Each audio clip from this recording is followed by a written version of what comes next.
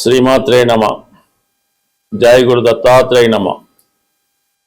ఈ వీడియోలో మనం ఫిబ్రవరి 15 నుంచి 21వ తారీఖు మధ్యలో జరగబోయే వార ఫలాలు పరిశీలించినప్పుడు మరి మేషరాశి వారికి ఈ వార ప్రారంభంలో 4 గ్రహాలు లాభస్థానంలో ఉండగా ఈ వారం ప్రారంభమైంది.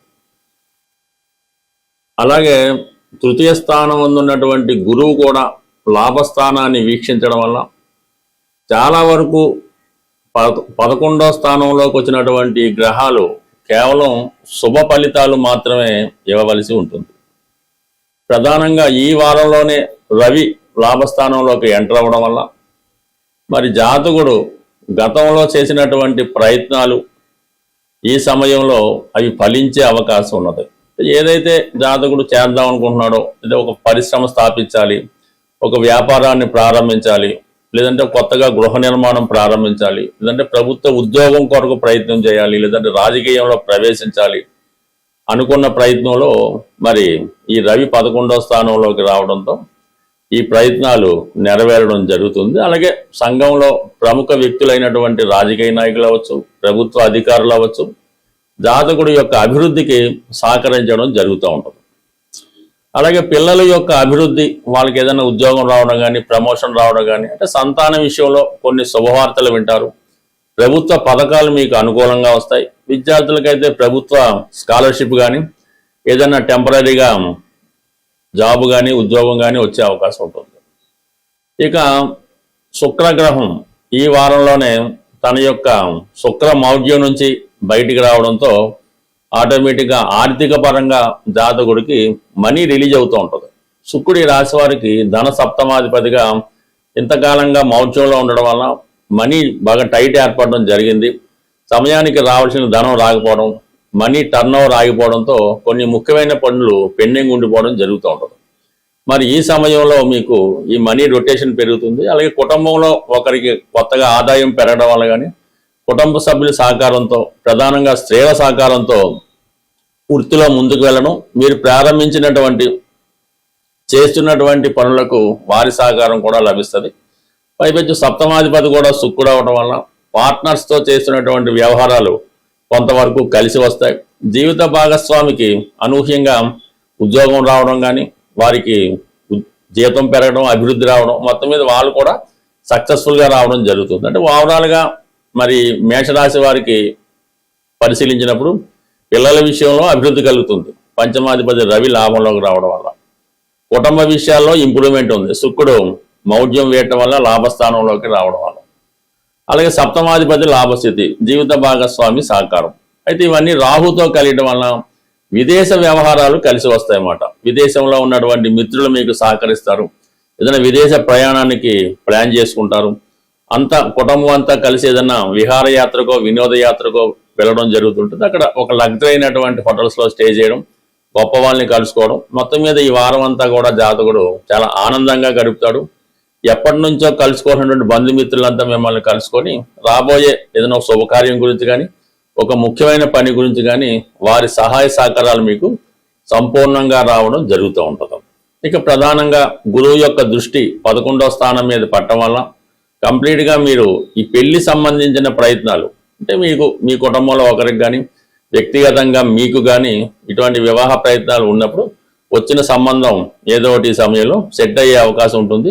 గతంలో పెండింగ్లో ఉన్నటువంటి సంబంధాలు కూడా ఈ సమయంలో మీరు ఒకసారి పర్సూ చేసుకొని రివ్యూ చేసుకుంటే మళ్ళీ అవి మీకు సక్సెస్ అయ్యే అవకాశం ఉంది. ఎందుకంటే గత కొంతకాలంగా ఈ శుక్రమౌఢ్యం కారణంగా ఈ పెళ్లి చూపుల కార్యక్రమాలు కానీ, వివాహ ప్రయత్నాలు కానీ ఇటువంటివన్నీ కూడా వాయిదా పడడం జరిగింది. ఈ శుక్రమౌఢ్యం విడిపోవడంతో ఈ వారం నుంచి కంప్లీట్గా మీరు వివాహ ప్రయత్నాలు ప్రారంభించుకోవచ్చు. కొత్తగా ఎవరితో స్నేహం చేయాలన్నా, కొత్తగా పరిచయం పెంచుకోవాలన్నా కంపల్సరీగా కొత్త వారితో పరిచయం ఏర్పడుతుంది.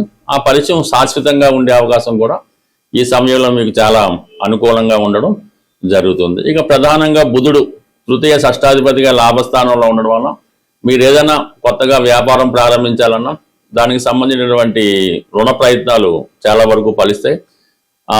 లైసెన్సులు కానీ, డాక్యుమెంట్స్ కానీ ఇవన్నీ కూడా మీకు అనుకూలంగా రావడం జరుగుతూ ఉంటుంది. బట్ ఓవరాల్గా మేషరాశి వారికి 11వ స్థానంలో మంచి అవకాశాలు తెచ్చిపెట్టడం జరుగుతుంది.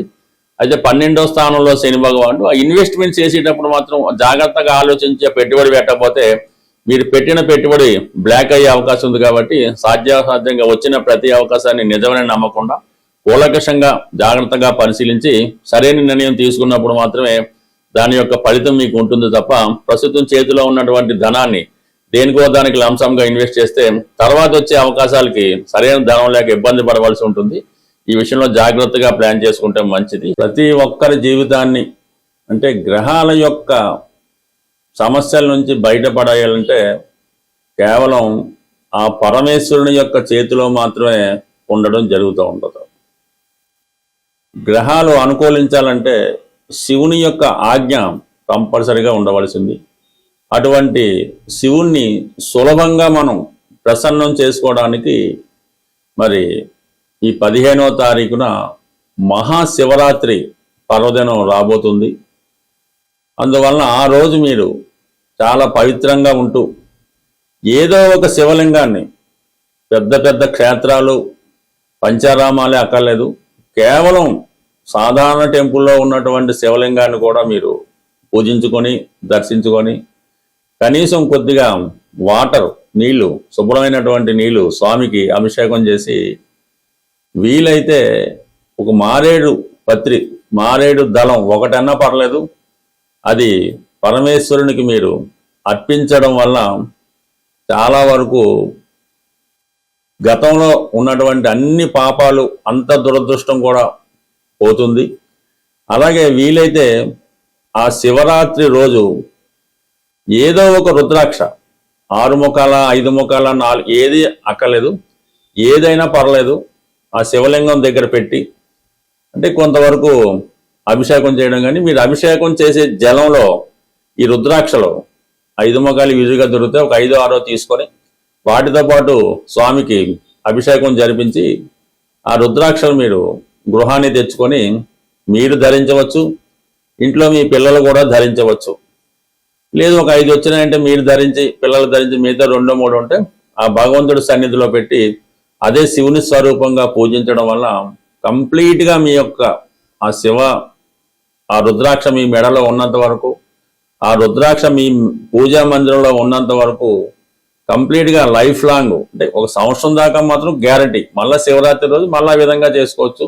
ఈ విధంగా సింపుల్ రెమెడీ మీరు చేయడం వల్ల కంప్లీట్గా మీరు ఇప్పుడున్నటువంటి ఈతి సమస్యల నుంచి, ఆర్థిక బాధల నుంచి, ఎటువంటి సమస్య అయినా వివాహం కానీ ఏదన్నా పరిష్కారం అవుతుంది.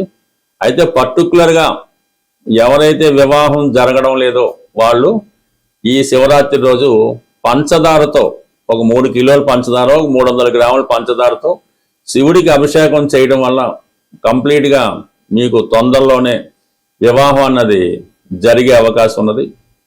అలాగే అనారోగ్య సమస్యలతో బాధపడుతున్న వారు ఆవు సంబంధించినటువంటి పెరుగు, ఆవు పెరుగు బాగా చిలికి ఆవు పెరుగు తయారు చేసి ఒక 3 లీటర్లో 2 లీటర్లో ఆవు పెరుగుతో మజ్జిగతో పెరుగు కూడా ఓకే అభిషేకం చేయడం వల్ల అనారోగ్య సమస్యల నుంచి బయటపడడం జరుగుతూ ఉంటుంది. మంచి గాత్రం కావాలన్నా, ధనయోగం కలగాలన్నా తేనెతో అభిషేకం చేయవలసి ఉంటుంది. ఇన్ని రకాలు ఎందుకు, మనకు ఐశ్వర్యం కావాలి, విభూతితో అభిషేకం జరిపించడం వల్ల మనకి కంప్లీట్గా ఐశ్వర్యం కలుగుతుండదు. ఆ విభూతిని గృహంలో తెచ్చుకొని ప్రతిరోజు విభూతి ధరించడం వల్ల సకల పాపాలు, సకల దరిద్రాలు కూడా పోవడం జరుగుతుంటది. బట్ ఏదైనా ఇది నమ్మకంతో కూడుకున్నది. అంటే శివుడి దగ్గర ప్రత్యేకత ఏంటంటే నమ్మకం లేకుండా మీరు అదేదో బూడిదని పెట్టుకున్నా కూడా కంప్లీట్గా మీకు శివుని యొక్క అనుగ్రహం తప్పక లభిస్తుంది. అవకాశం ఉన్నవాళ్ళు శివరాత్రి రోజు మరి ఆ రోజు జాగరణం అంటే సాయంకాలం 6 గంటల నుంచి మర్నాడు 6 గంటల వరకు అది మంచి సమయం అన్నమాట. ప్రతి మరి అర్ధరాత్రి 12 గంటలకి లింగోద్భవం జరుగుతూ ఉంటుంది.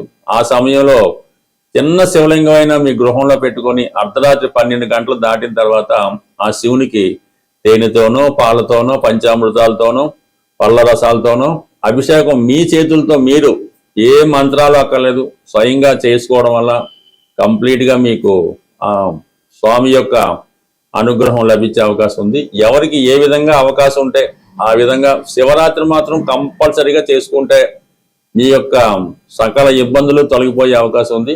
కంప్లీట్గా పాటించండి. చేయకపోయినా పర్లేదు, కానీ ఆ రోజు పర్టికులర్గా ఎవరు కూడా ఏదైనా మద్యపానం చేయడం కానీ, మాంసాహారం తినడం కానీ, స్త్రీలను ఇబ్బంది పెట్టడం కానీ, శృంగార కార్యక్రమాల్లో పాల్గొనడం కానీ, అటువంటి కార్యక్రమాలకు కనీసం ఆ ఒక్క రోజన్నా దూరంగా ఉంటే మీ జీవితం ధన్యమైనట్టే. స్వస్తి.